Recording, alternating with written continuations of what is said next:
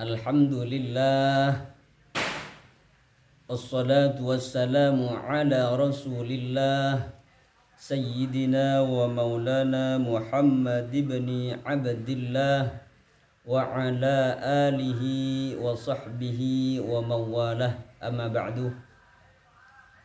Alhamdulillah, Allah subhanahu wa ta'ala masih senantiasa mengaruniakan nikmatnya kepada kita semua. Nikmat yang sangat besar berupa panjang umur, diantaranya sehat zahir dan batin, yang dengan itu semua sehingga kita masih bisa melakukan berbagai aktivitas, yang dengan itu semua sehingga kita masih dapat melaksanakan kewajiban-kewajiban kita sebagai hambanya Allah subhanahu wa ta'ala. Alhamdulillah, hari ini kita sudah berada pada hari yang ketiga di dalam bulan Ramadan tahun ini. Tanpa terasa 2 hari sudah berlalu. 2 hari bulan Ramadan tahun ini sudah pergi meninggalkan kita dan tidak pernah akan kembali lagi. Kita mohon kepada Allah, mudah-mudahan puasa kita yang 2 hari sudah kita lewati diterima oleh Allah subhanahu wa ta'ala dan mendapatkan ridho darinya.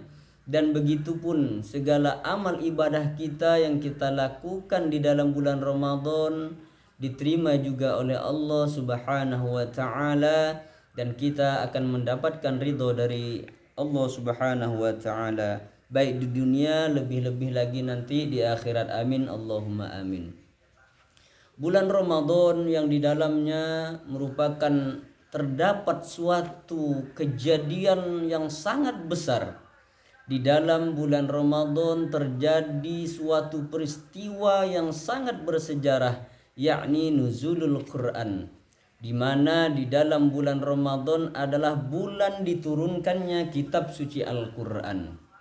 Al-Quran yang merupakan kitab suci bagi umat Islam, maka hendaknya kita selalu dan senantiasa membaca Al-Quran, terutama di dalam bulan Ramadan ini.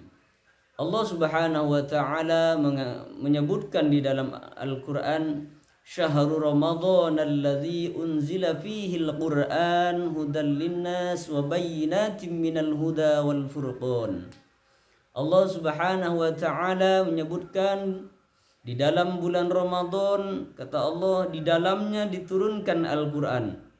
Syahrul Ramadan alladzi unzila fihi al-Quran hudan linnas wa bayyinatin minal huda wal furqan. Al-Quran merupakan petunjuk bagi manusia. Hudan linnas wa bayyinatin minal huda wal furqan. Jadi Al-Quran merupakan petunjuk bagi manusia. Jadi yang mengaku manusia, kita sebagai manusia, kita sebagai hambanya Allah yang ingin mendapatkan petunjuk, maka bacalah Al-Quran. Maka kita jadikan Al-Quran sebagai petunjuk bagi kita. Kita jadikan Al-Quran sebagai imam bagi kita. Maka kita seharusnya memperbanyak membaca Al-Quran. Lebih-lebih lagi ketika di bulan Ramadan seperti ini. Lebih-lebih lagi di dalam bulan Ramadan, yang di dalam bulan Ramadan adalah diturunkan Al-Quran. Maka hendaknya di dalam bulan Ramadan ini kita tingkatkan lagi bacaan Al-Quran kita. Kalau mungkin di hari-hari lain di luar bulan Ramadan kita hanya bisa membaca Al-Quran dalam sehari semalam mungkin 1 juz, atau mungkin hanya setengah juz, atau mungkin hanya beberapa lembar saja di luar bulan Ramadan. Akan tetapi di dalam bulan Ramadan seperti ini, mari kita tingkatkan lagi bacaan Al-Quran kita. Mungkin kalau di luar bulan Ramadan kita dalam sehari semalam hanya membaca beberapa lembar saja, mungkin hanya 1 lembar saja, itu pun kalau sempat.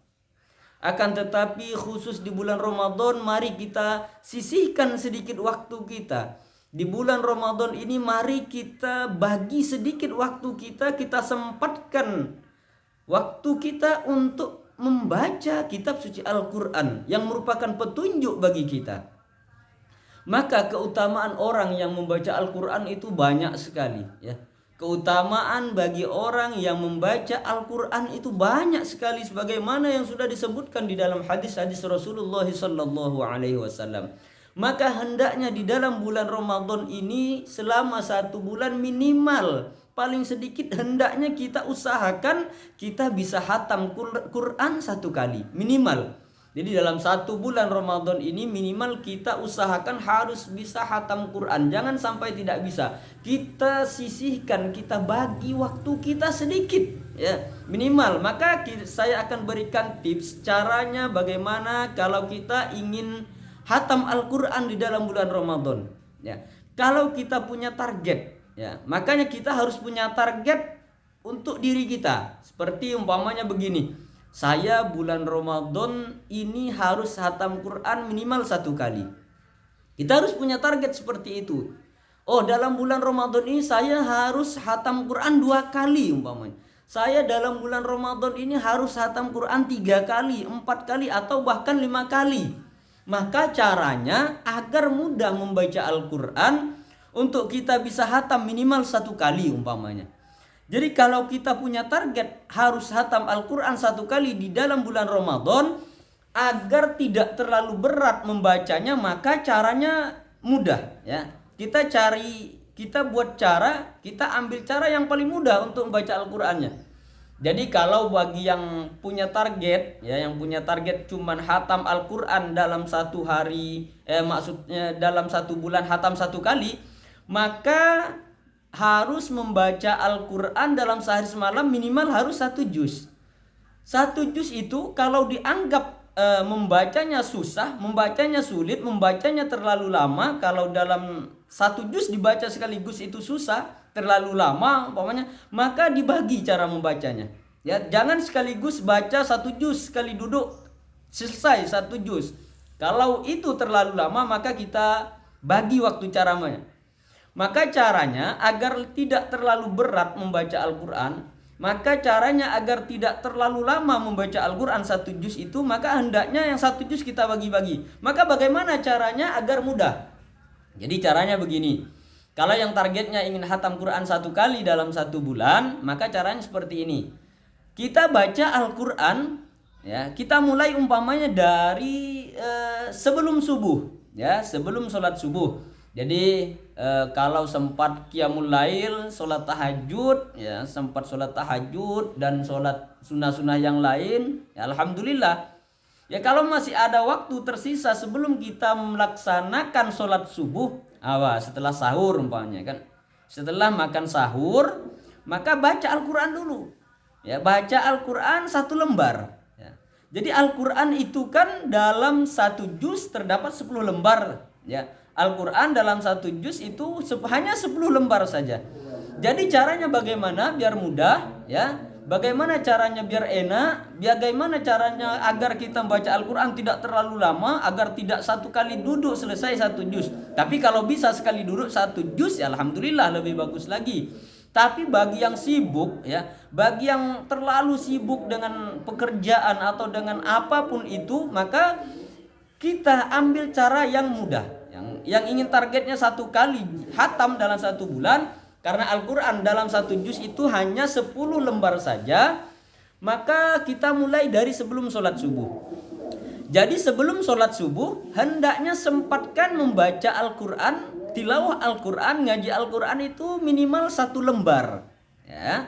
Jadi sebelum subuh baca 1 lembar Al-Quran. Nantinya setelah melaksanakan sholat subuh, baca lagi minimal 1 lembar, ya. Baca lagi Al-Quran setelah sholat subuh 1 lembar, berarti udah 2 lembar. Sebelum subuh 1 lembar, sesudah subuh 1 lembar, berarti udah 2 lembar. Jadi kalau dalam 1 juz itu hanya 10 lembar, berarti tinggal 8 lembar lagi. 8 lembarnya itu kapan bacanya? Nah, jadi yang 8 lembarnya itu dibaca sebelum sholat zuhur, usahakan baca lagi 1 lembar. Ya, sebelum zuhur baca lagi 1 lembar, berarti udah 3 lembar. Ya, 1 lembar lagi baca setelah sholat zuhur. Jadi sebelum sholat zuhur 1 lembar, setelah sholat zuhur baca lagi 1 lembar, berarti udah dapat 4 lembar. Ya, berarti hanya sisa 6 lembar lagi. 6 lembarnya kapan? Nah, 6 lembarnya ini dibaca sebelum asar, kita baca lagi 1 lembar. Kemudian setelah asar baca lagi 1 lembar. Berarti udah 2 lembar. Berarti kita sudah dapat 6 lembar. 6 lembar berarti hanya tersisa 4 lembar saja lagi. 4 lembarnya ini kapan lagi bacanya? 4 lembarnya ini baca lagi sebelum sholat maghrib. Ya, sebelum maghrib ya, sambil menunggu berbuka puasa silakan baca lagi 1 lembar tuh. Ya, baca lagi 1 lembar sambil nunggu azan maghrib, sambil nunggu waktu masuk berbuka puasa, sambillah kita baca Al-Quran, sambil mengaji Al-Quran baca 1 lembar. Ya, kemudian setelah maghrib, setelah buka puasa, ya setelah berbuka puasa, setelah salat maghrib, duduk masih di atas sejadah, buka lagi Al-Quran 1 lembar lagi baca. Ya, berarti udah 8 lembar tuh yang kita baca. Ya, tinggal 8 lembar. Ya, sudah 8 lembar yang kita baca. Hanya tersisa 2 lembar lagi, 2 lembar lagi mau 1 juz. Kapan tuh 2 lembarnya? Maka 2 lembarnya itu kita baca sebelum sholat Isya. Sebelum sholat Isya kita baca Al-Quran lagi 1 lembar. Ya, sebelum Isya, mumpung nunggu waktu Isya, mau melaksanakan sholat Isya, mau melaksanakan sholat tarawih, baca lagi tuh Al-Qurannya 1 lembar. Berarti udah 9 lembar. Kurang 1 lembar lagi, kita mau 1 juz. Nah, 1 lembarnya kapan? 1 lembarnya ini kita baca setelah kita melaksanakan sholat Isya. Setelah kita melaksanakan sholat tarawih, kita baca lagi 1 lembar. Nah, dengan demikian berarti kita sudah selesai baca Al-Qurannya dalam sehari semalam, dapat 1 juz. Nah, jadi dengan cara seperti ini maka membaca Al-Quran itu tidak akan berat. Maka dengan cara dibagi-bagi seperti itu maka membaca Al-Qurannya tidak akan berat.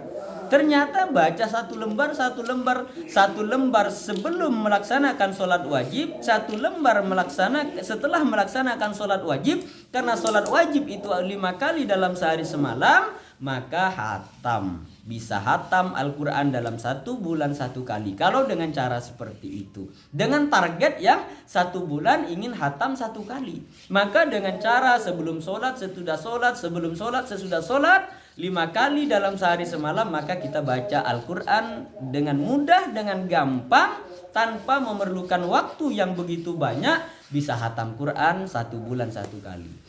Itu kalau yang kita punya target dalam sebulan ingin cuman hatamnya 1 kali. Bagaimana kalau kita ingin dalam 1 bulan itu hatam 2 kali?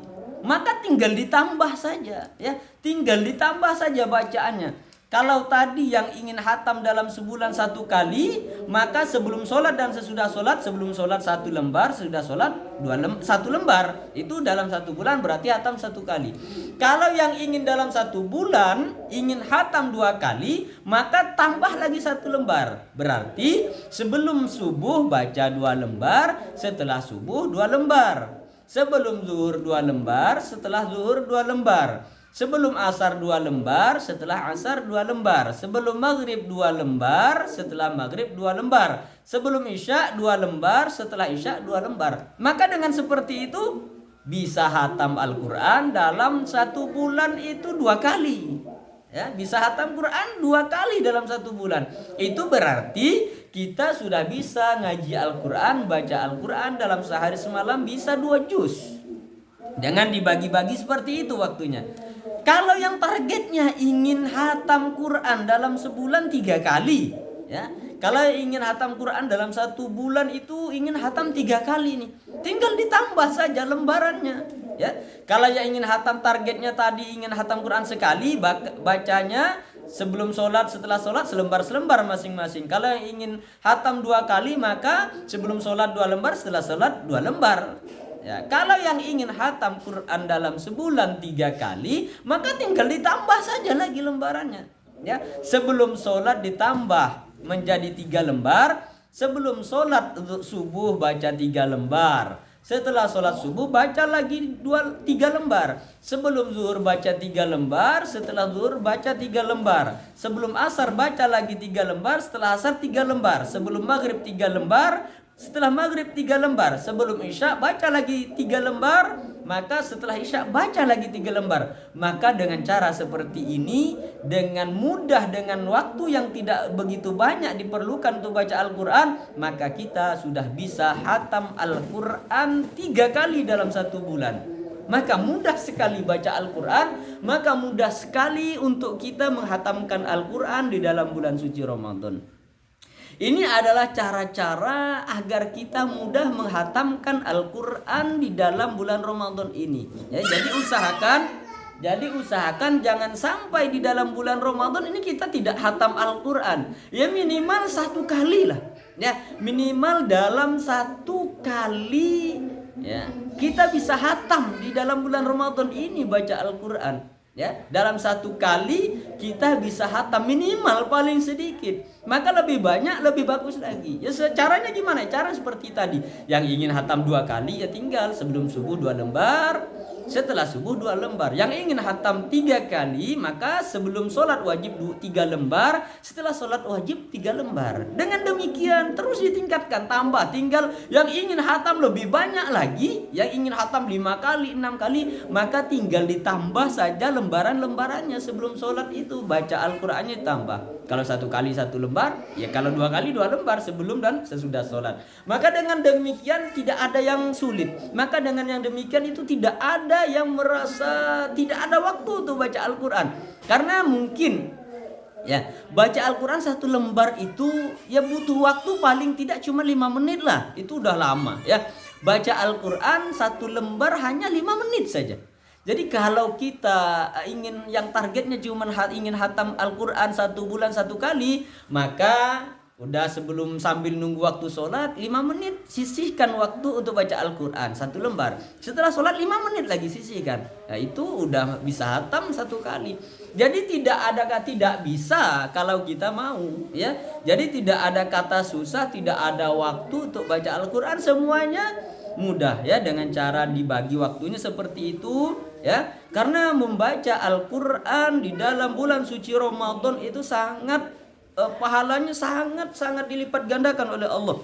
Jadi orang yang membaca Al-Quran atau ibadah apapun yang dilakukan di dalam bulan Ramadan ini, maka pahalanya dilipat gandakan oleh Allah Subhanahu wa taala. Makanya Rasulullah sallallahu alaihi wasallam menyebutkan di dalam salah satu hadisnya ya yang diriwayatkan oleh Imam At-Tirmidzi. Ya, Rasulullah sallallahu alaihi wasallam mengatakan, "Man qara'a harfan min kitabillahi," kata Rasulullah, "Man qara'a harfan," barang siapa yang membaca 1 huruf min kitabillahi, dari kitabnya Allah, dari Al-Quran. Jadi barang siapa, kata Rasulullah, yang membaca 1 huruf dari Al-Quran, falahu hasanatun, falahu, maka bagi orang yang membacanya, maka bagi orang yang baca 1 huruf dari Al-Quran, dari kitab Allah, hasanatun, maka dia akan mendapatkan 1 kebaikan. Jadi dari 1 huruf Al-Quran yang kita baca, maka kita akan mendapatkan 1 kebaikan. Sedangkan kata Rasulullah, wal hasanatu, dan adapun 1 kebaikan itu bi asyri amsalihha, dari 1 kebaikan yang kita dapatkan maka akan dilipat gandakan oleh Allah menjadi 10. Ya, jadi 1 kebaikan yang kita lakukan maka akan dilipat gandakan menjadi 10 oleh Allah. Ya, jadi kalau umpamanya kita bisa baca Al-Quran dalam sehari semalam 1 juz, tinggal kita hitung saja. Ya, tinggal dihitung. Ya, berapa huruf tuh dalam 1 juz?